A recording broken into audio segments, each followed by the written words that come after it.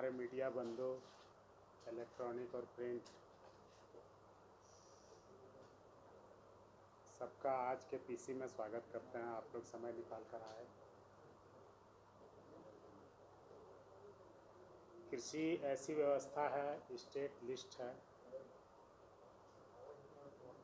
जो परिस्थितियां वैश्विक महामारी से उत्पन्न हुई है, उससे इस राज्य को, इस देश को आगे ले जाने में यदि कोई विभाग सबसे ज़्यादा मशक्क़त करेगा तो वो कृषि विभाग। जो माइग्रेंट लेबर आए हैं, जो यहाँ पर छोटे मंझोले किसान हैं, वैसे किसान जो कर्ज ऋण से दबे हुए हैं, उन सब को लेकर सरकार ने अपनी तैयारियां की है।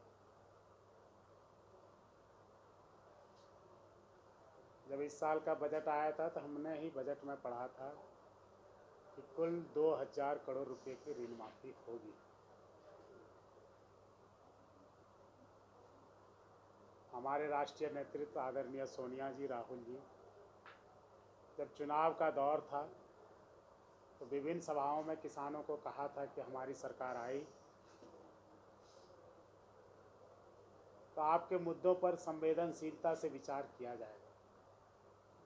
और कांग्रेस, जो वर्तमान दौर का कांग्रेस है, यूपीए 1 बना था, तो आपको याद होगा पूरे देश में जब केंद्र में हमारी सत्ता थी तो 72,000 करोड़ रुपया का एक मुफ्त ऋण माफी पूरे देश में हुआ, जो पहले कभी यहाँ नहीं हुआ। और उसके बाद जहाँ जहाँ हमारी सरकारें हैं कांग्रेस की, आप देख सकते हैं कि वहाँ ऋण माफी की प्रक्रिया हुई है, कहीं प्रक्रियाधीन है। झारखंड में गठबंधन की सरकार है, हमारे राष्ट्रीय शीर्ष नेतृत्व और साथ ही हमारे माननीय मुख्यमंत्री जी दोनों ने मंच साझा किया था और कहा था कि हम किसानों के कर्ज माफ करेंगे। आपको पता है कि विरासत में जो खजाने हमें मिले वो खाली थे। चुनावी वर्ष लोकसभा और विधानसभा होने के कारण पिछली सरकारों ने खजाने को खोलकर कैश फॉर वोट इन सब के लिए इस्तेमाल किया, जिसके कारण स्थिति बद से बदतर हो गया, हालात बेकाबू हो गया और उसके बाद कोविड का चक्कर आया। इन सब झंझावतों से जूझते हुए भी हमने किसान के प्रति अपनी कमिटमेंट को, प्रतिबद्धता को अक्षुण्ण रखा। मैं आप सबको बताना चाहूँगा, आपके माध्यम से जनता को, कि किसान को हम वोट बैंक के रूप में इस्तेमाल नहीं करते। किसान का बेटा मैं खुद हूँ।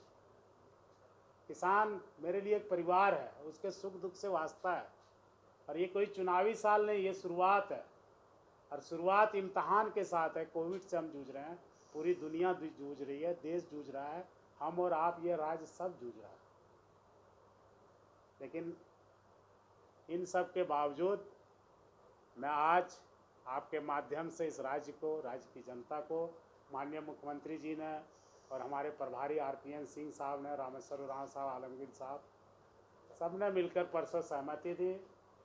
जो 2000 करोड़ की ऋण माफ़ी की प्रक्रिया थी वो टेक्निकली माननीय मुख्यमंत्री जी से साइन होकर अब मेरे ऊपर है कि कितने जल्दी इसको लोगों को डिस्पर्स करें। मैं ये बताना चाहूँगा कि अभी पिछले सरकार में, जो भाजपा की सरकार थी, जितने भी किसानों ने कर्ज लिया 1 अप्रैल 2014 से 31 मार्च 2020 तक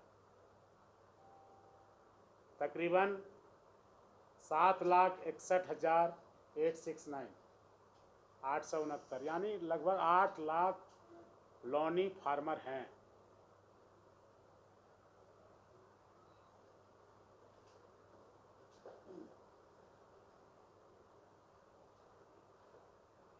उन फार्मरों के ऋण माफ़ी की व्यवस्था यह सरकार कर रही है, जो उस सरकार में कर्ज के बोझ तले दब गए थे, उनके भविष्य अंधेरे में था। कोई ठोस पहल नहीं किया गया था। हमने अपनी प्रतिबद्धता को दर्शाते हुए माननीय मुख्यमंत्री जी ने, हमारे शीर्ष नेतृत्व ने, गठबंधन सरकार के सभी सहयोगी ने यह निर्णय लिया कि यह काम इस साल इसी वित्तीय वर्ष में पूरा हम करने जा रहे हैं। ये ऋण माफ़ी की बात हुई। दूसरा, आपके माध्यम से माननीय विधायक, सामाजिक संगठनों के माध्यम से सब जगह ये कहा गया और देखा भी गया, हमने भी देखा कि इस साल फसल अच्छी हुई है। बारिश अच्छी होने के कारण आच्छादन अच्छा हुआ है हर साल के बनिस्पत। टोटल कल्टीवेटेड एरिया लैंड में बेतहाशा वृद्धि हुई है और अभी भी प्रक्रिया चल ही रही है। लेकिन जगह जगह पर कुछ लोग राज्य सरकार को बदनाम करने का भी साजिश कर रहे थे। यूरिया उर्वरक की कालाबाजारी कर रहे थे। आपके भी माध्यम से खबर मिला और हमने कार्रवाई किया। मैं आपको बता दूं, इस सरकार ने थोक उर्वरक विक्रेताओं और खुदरा विक्रेताओं पर कार्रवाई के सख्त निर्देश दिए, हमने अपने स्तर से दिए।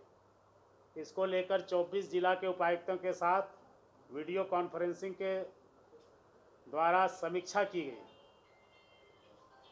परिणाम ये रहा कि सभी जिला के उपायुक्तों द्वारा विक्रेताओं पर कड़ी कार्रवाई सुनिश्चित भी की गई। वर्तमान में राज्य में कुल खुदरा उर्वरक विक्रेता लाइसेंसधारी 4072 हैं, 4072 हैं, जिसमें से सभी जगह से जब हमें ये कालाबाजारी की सूचना मिली तो हमने